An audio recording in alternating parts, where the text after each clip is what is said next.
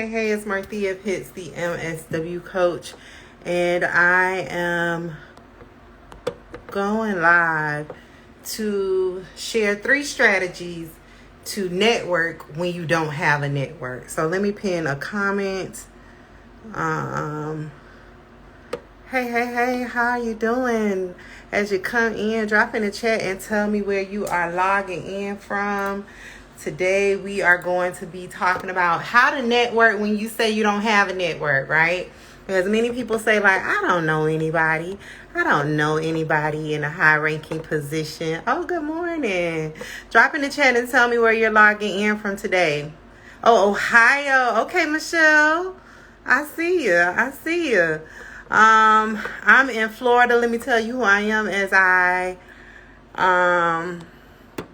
pin my comment. But as you come in, drop in the chat and tell me where you're logging in from. We already have somebody from Ohio. Someone said they're somewhere where it's morning, so I'm sure that is another country.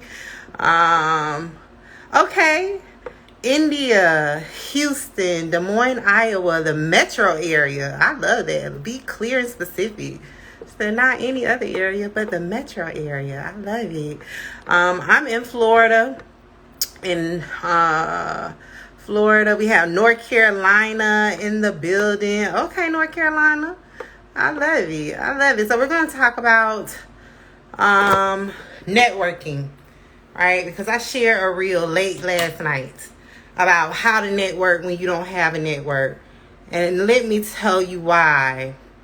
I recently did a workshop where I was talking to social workers about how to create an action plan, right? It was the whole workshop, the sole purpose of it was to help social workers create an immediate action plan to get into better social work jobs, right? Because many of you are burnt out, you're past burnt out, you're crispy, like I always say.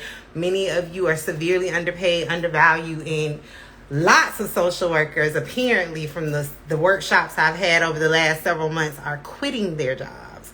So I had a whole workshop the weekend before last around action planning, which is a very critical piece to creating your career plan, right? It's the plan of action. So we're all social workers here. Think about like the service plan that you have for your participants, right? They come in, you do your initial assessment, you figure out what are you all going to be working on together in this partnership.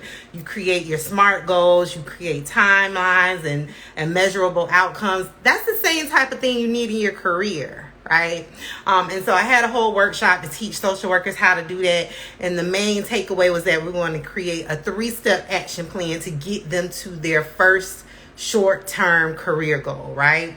And so these career goals were goals that did not require 2 to 5 years of schooling, a certification. I need to be volunteering for 5 years. You know, all of the things y'all typically say before you can go get the job that you want. These are the things you say you need, but you really don't. So in that workshop, I learned a lot about, again, I heard the same stories about social workers being beyond burnt out. Quite a few had already left their jobs. They're not working. They're taking what I call career sabbaticals, but they basically were explaining that they're in between jobs. And I've been thinking a lot about that ever since we left that workshop, about how I could better help social workers right where they are, right? Because yes, you all know me as the MSW coach. I help social workers get into macro jobs, all of the things. But I also want to help you all create some short-term career plans to get into places of safety, places where you can begin dreaming bigger and bolder about your social work careers. Because we all know when you are burnt out, when you're overworked, when you're underpaid, when you're pissed off every day, right? You wake up mad, pissed off that you got to go to that case management job. I know because I've been there. You don't have time or room to breathe. 1, because you're too tired. 2, because you're too mad all of the time. You can't even think about better. You can't even think about dreaming bigger, right? Because a lot of you feel as though that you have made some bad choices with your degree choice. Like, why did I get this degree? Many people are romanticizing about going into tech and other fields. And I'm like, no, you can use your MSW degree. You can get into a place where you can at least have some level of job satisfaction, right? So I say all that to say that last night I shared a reel where I shared 3 strategies, right, to immediately use right now wherever you are to find another job, right? And that is through your network. And I know you all hear that a lot from other social workers in the social work streets. Network. They tell you how to volunteer, unpaid, and all of these things. The strategies that I shared are realistic because many of you, this is the same place where I was as a case manager. I was like, I don't know anybody that knows anybody. I don't know anybody that has high ranking positions, all of the things. And it wasn't until I started casually talking to my friends, my coworkers about my plans for my career. Like at that time, one of my plans was I wanted to work in higher ed. So I just was casually telling them about the thing. Next thing I know, like, I'm connected with someone who knows someone, and I'm teaching in higher ed, right? That was the one job that I got based off of my network and tapping into it. And it was my first time ever doing it, right? And so I shared these I'm going to share these 3 strategies tonight. So take out your pen, paper, and note-taking device, right? Because these work if you do it and if you are committed to it. Because I know social capital, access to a network is a real equity issue. I do work around that on a national level about the fact that people don't have access to networks and people to mentor, guide them, all of the things. But I want to give you 3 strategies, right? Even when you don't have a network, even when you live in a small rural town, even when you only know case managers, I'm going to give you 3 strategies. So let me read the comments while you're getting your pen, paper, and note-taking device, and we're going to get into these 3 strategies because I want y'all to use one of them tomorrow. We're coaching. So she's coaching. That means you have homework. So take out your pen, paper, and note-taking device. Let's see. Alexa just started a new job yesterday after a burnout break. See, Alexa just got back from her burnout break. Alexa, I hope you are doing well. I wish you nothing but good things in your new position. Please prioritize yourself. K8. Do the goals sometimes mean you need to go backward to go forward? No. For example, take a pay cut to move into a new industry, i.e. corporate setting. I don't recommend that, right? Again, that is another myth that floats around on the social work streets. Like if you need supervisory experience, take a demotion, go do a thing. I don't teach my paid career coaching clients that. I teach them strategic ways to transition and pivot into the new jobs that they're interested in. But no, I don't suggest that. And when I help people career plan, that's not something that I'll be like, yeah, do that. No, we're not doing that. Okay, so let's get into it. Drop a 1 if you have been working as a social worker less than 5 years. This is so I know who's in the room and how to formulate my question, my examples. Drop a 1 if you have been in the field of social work less than 5 years. Drop a 2 if you have been in the profession of social work more than 5 years. 1, less than 5. 2, more than 5. Okay, 1, young. 1, K8. Who else is in the room? When you tell me who you are, it helps me better help you. Lena, 2. S3232. Okay. All right. Okay. So we'll go with those. So it's half and half. Okay. Somebody else just said a 2. Okay, good.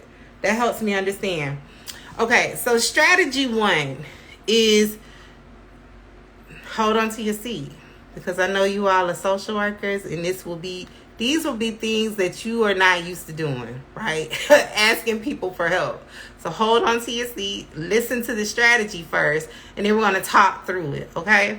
So strategy 1, get your personal cell phone, type up a 2 to 3 sentence text, not even 3 sentences, more like 2 sentences in your own words. It doesn't have to be super professional, just how you talk to the people, right? Keep it plain, keep it simple. That's my rule of thumb. Type a 2 to 3 sentence text saying, I am actively looking for a new job.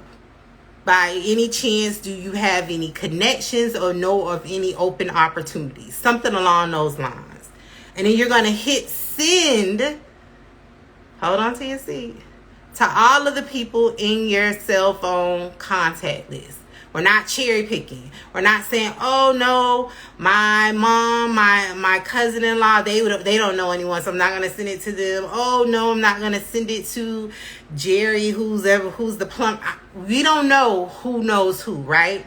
That's the biggest thing when it comes to tapping into a network. When you don't have a network, you don't know who knows who. So if you go into this strategy trying to cherry pick who you think is connected and who you think is not connected, you are limiting the possibilities of the outcomes that could come from this strategy, right? Drop a 1 in the chat if that was clear. Drop a 2 if you need another example. I'm very big on examples. I'll give you another one. A 1 in the chat if that was clear. A 2 if it could be better. Okay, Katina, your name is Katina. Thank you so much for that. Okay, 1. I have 1. If I get a 2, I'll give you an example. Okay, 1. I love it. So, the first strategy tomorrow, craft a 2 to 3 sentence text and send it to all of the contacts in your phone. Group text them. It's okay. It's okay because, yes, text all of the people in your phone. Yes. Even the people that you really don't talk to like that. Send them the text. Right? The same way they pick up the phone and call you and they're like, oh, hey, my neighbor is having an issue. I know you're not at work, but by any chance, do you know of any community programs that help with blah, blah, blah? Right? Just like they pick up the phone to call you when you're not at work, you're going to use your phone to now ask for something, right? Because relationships should be transactional, reciprocal, whatever term you want to use, right? It should be a two-way street. Okay. I see y'all laughing. Yeah, just like they call y'all, we're going to call on them. So that's strategy 1. Strategy 2, I want you, when you get to work, okay, but like before you start your day, maybe get to work 15 minutes before time to clock in if you don't have like built-in admin time in the beginning of your workday, which you should always have. The first hour of your day as admin, as case management 101. That was one of my strategies to use. But anyway, I want you to then create a list, a short list of 5 to 10 case managers that you know at other organizations. 5 to 10. You know 5, right? When your participants or your clients or your patients or your students, whomever you serve, whatever population that is, when they're having an issue and they need an emergency referral, or you wanted to call in one of those favors, you all know those favors that we all have to. I used to do it in my case management days. When my participants were in the wrong now and they missed their recertification deadline for their child care referrals, I had certain case managers' telephone numbers on speed dial, or I had the special email address, right, to say, hey, call me. We all have that, right? So I want you to think about 5 to 10 case managers that you know that you have a good rapport with, who you know. And when I say rapport, it does not have to be a friendly like rapport, like you know them as friends, y'all hang out on the weekend and drink tea. These are working relationships. Make a short list, 5 to 10 of them, and then I want you to either contact them by phone or contact them in person. A lot of y'all have to do community outreach where you go to their organizations on a weekly basis, maybe every day. When you're there, you're going to just tap on their door. Hey, do you have a minute? Can I talk to you? And then you tell them, like, I'm actively, like, just trying to put my feelers out to see if any organizations are hiring. Do you know about any available positions at your organization or any other organizations that you know of that you could either tell me about or put a good word in for me? Again, we are not cherry picking. We are not trying to be the all-knowing humans to say, Debbie at the child care center, the child care certification place, she doesn't know anyone. That is not your job. If you start doing that, you have gone too far. You are in the weeds. Come out of the weeds. So we're going to create a short list, 5 to 10 case managers. And you're going to either call them, you're going to visit them in person, right?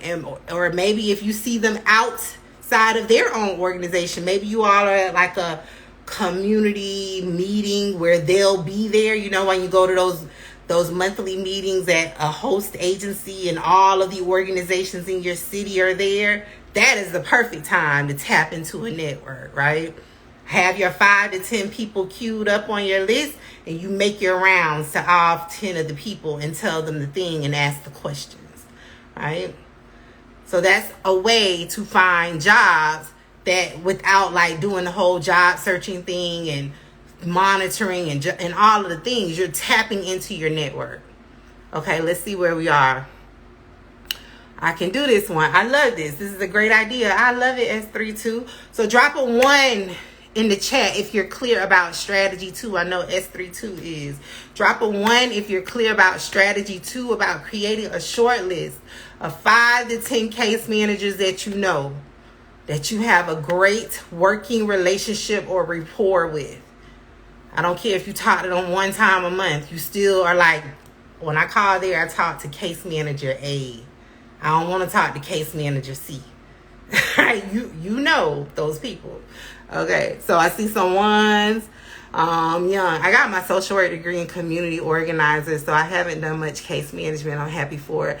I can guess how I can apply what you're saying. Yes, it's take out, let's come out of the weeds. Take out case manager and put coworkers, former coworkers, former liaisons, point of contacts at the organizations you partner with in that position. Right? So even if and thank you for that reminder, because there are non-social workers who follow me. So even if you're not a social worker, insert former coworkers, former colleagues, former partners, right? Stakeholders. I love you. Okay, Sophia. Okay, Sophia. I didn't know if you wanted me to say your name. I hope things are going good. Okay, strategy number 3. Tell former supervisors you are looking for a job. So, hold on to your seat again. I'm not saying go tell your current supervisor. I will never tell you to do that, because I know that many of you work in toxic work environments. Now, if you have a supervisor, let's stay focused on the current supervisor. If you have a current supervisor who's very supportive of you and you trust them and you have a great working relationship, then use your discretion and do that. But I would never tell you to tell your supervisor, because I just don't operate like that. Like, I don't believe in showing your hand before it's like dealt. I don't even play cards, but I always use that analogy. I don't even know if I said it right. So I would never tell you to do that. But you have your former supervisors, right, that many of you still talk to.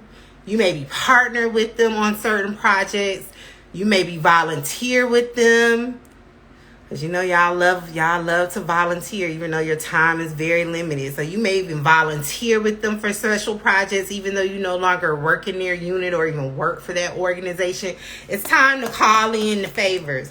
It's time to call in all of the years and the months that you were the top performer in your unit and you made them look good. It's time to call in the favors. It's time to call in the favors from when you were running their reports, when you knew that was their job, but they asked you to do it. It's time to call in the favor. This is your network. Again, just like with the contacts, they call you. Your former supervisors asked a lot of you as well, and you gave, right? You stayed late, you came in early, you volunteered on the weekend, you maybe hosted like a team builder when that was their responsibility, he or she responsibility. It's time to call in the favor. So I want you to think about, and I'm not going to give you a max number on this one, but really think about all of the supervisors you've had in the past. And this can be in social work, case management jobs, or non-social work case management jobs. Again, because we don't know who knows who. Okay, so what I want you to do is to identify, I would say, at least one former supervisor. And I'll give you a story. Back in my case management, in my call center days, before even going back to school to get my AA degree, way before deciding to become a social worker, I worked in call centers and state government. I have a supervisor. To this day, we are friends on Facebook. We're connected. But even back then, when I was actively trying to make the pivot out of call centers, because I was stuck for a long time because I didn't have a degree. That's how I got really good at getting jobs, right? Because I had to get out of that pigeonhole of being in call centers, which is very hard to escape that. But I would call my former supervisor because I was a top performer on her unit. I enjoyed working with her. I trusted her. We had a great rapport, right? It was all professional. And so I would call her or I would email her and was like, I'm actively looking for a job. I just want to let you know. And then I think I called her the very first time. Was like, can I put you down as an ongoing reference? Right. And then years after that, even to this day, like if I need a reference, which I haven't needed references in years since going macro, but if I needed a reference, I know I can call her. I know I can put her down just in case I needed someone. So think about that. Maybe you have a supervisor from back in the day before becoming a social worker that you're really still cool with.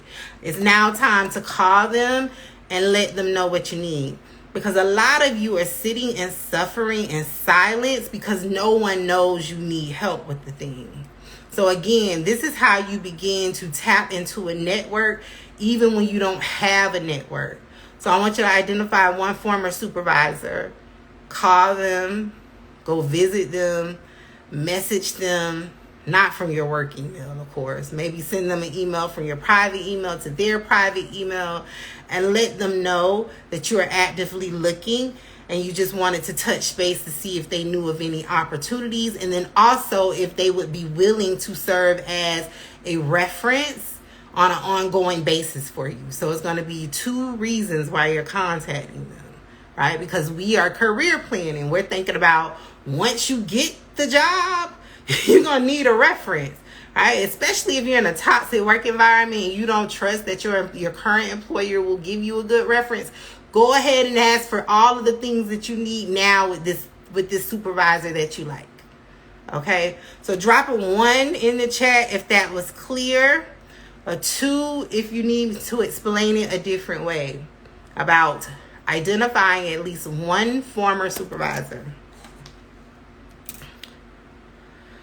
Kate, even if they are from many years ago, they can still be a reference. Yes.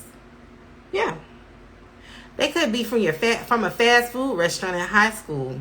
Unless an employer tells you there's a specific stipulation on a reference, yes, they can be. All right? Kate, you're going in the weeds. Don't go that far. Just identify one supervisor. Ask them to be the reference. But yeah, you can use old supervisors. That's fine. It could be 10 years ago. They still were a supervisor, right? So unless you specifically are filling out an application where it says we only want supervisors who are 10 years or recent, then you wouldn't put them. But I've never seen that in my 20 plus years. I've seen stipulations of give us 3 references, right? That could be, when they say just give us 3 references, that means that could be a colleague. It could be me and I don't even know you, right? But if it says we need 3 supervisors, 3 leaders who were over your direct position, then put a supervisor. Yeah, it was a great question. I'm in a lot of groups, right? And I'm in this group for K through 12 educators. This is how I stay abreast of the workforce, like the job market, what's going on. And that's another thing. A lot of y'all think it's just social work, but it's a lot of professions that experience the same thing that we're experiencing. So I was in a Facebook group for K through 12 educators, and there was a question from a hiring manager about the fact that she wanted to extend the offer of employment to someone, but one of the 3 references that they called for the person gave a bad reference, right? but the other two gave stellar references.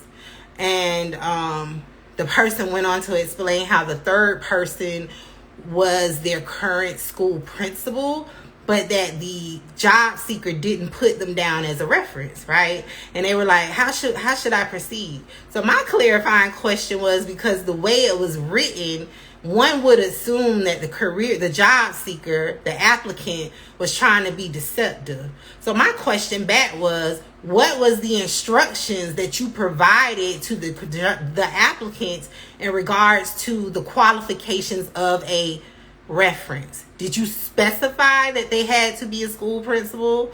And the person was like, no, I didn't.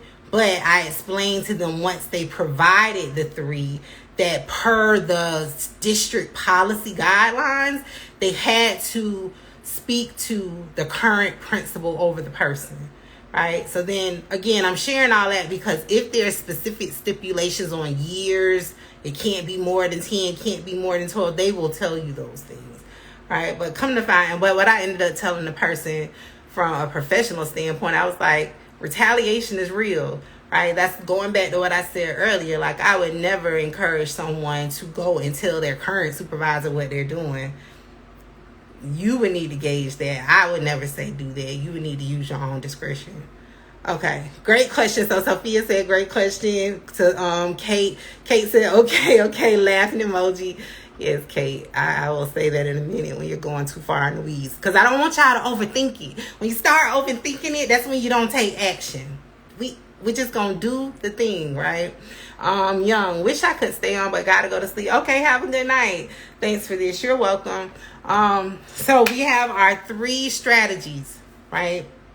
So drop in the chats for me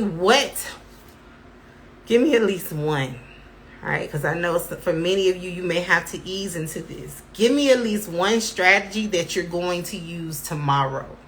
Drop it in the chat, so I know how to hold you accountable. One strategy that you're going to do tomorrow. Okay, Sophia says she's going to do number 2. She's going to make the list of the case managers. I love it, Sophia. 1, 2, or 3. 1 is the phone contacts, sending I need a job text to all of the phone contacts. 2 is the list of the case managers. And 3 is the former supervisor. Okay, Kate says text my phone contacts. I love it, Kate. I love it. So, again, for whoever is watching, whoever catches the replay, this is what you should do if you are like past burnt out and need a job ASAP. That's why I'm sharing these strategies. Because when you are burnt out, you can't think about filling out multiple applications and writing cover letters and going to series of interviews. You need to find a quick solution to stop the bleeding. That's why I'm sharing these strategies. And this is a quick way to do that by tapping into your network. Because a lot of the times, there are positions that never make it to job boards, right? There are positions that only people inside an organization know of. So if you make it plain and clear that you're actively seeking something, you never know what you may run up on. Okay, so I'm glad that you all found these helpful. I'm glad that at least 2 people committed to taking action. And I'm sure Young will catch the replay when she wakes up tomorrow. But I wanted to share those again so you all can get some quick wins to get out of the jobs that you don't like. Also, I want to let you know that I just announced it on Tuesday. I don't know what day. Monday. Today is Tuesday. On Monday, that I'm opening a community, a mentorship community. If you found these strategies helpful, especially once you try them and you start getting results, I already see where people are using them based on the post that I made yesterday. But once you start using the strategies, if you find these types of things helpful, then you should strongly consider to come inside of my new mentorship community. This community is specifically for aspiring change makers, people who want to get out of case management but need support in doing that. And the membership is only $25 a month. That's it, $25 a month. And we're going to meet once a week.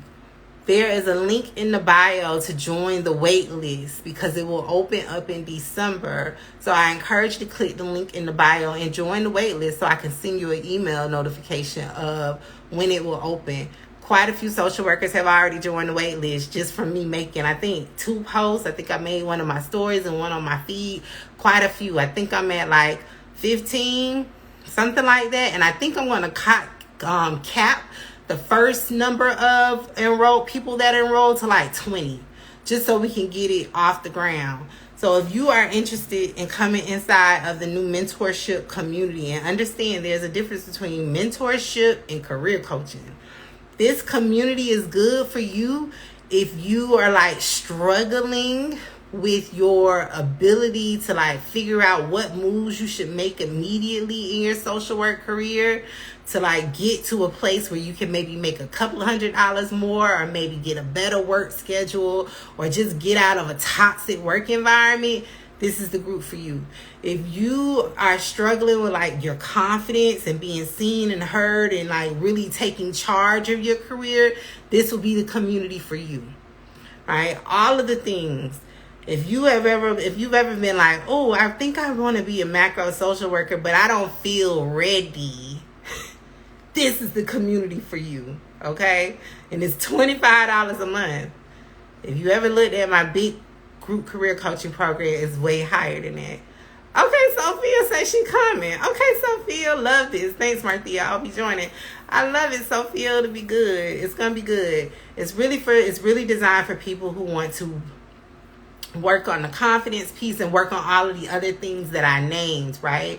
And it's gonna be like a slow down version of a lot of the confidence building talks and all of the things that I do inside of my full group career coaching program. I'm really going to go back to step 1, like all of the things I started doing the year or 2 before I even pivoted to my first macro job. Because if you've ever heard me talk about it, or even on my podcast, I told you it was a while. Like I started going to Toastmasters to work on my public speaking. I did a lot of strategic things before I even felt ready to hit apply on a job application.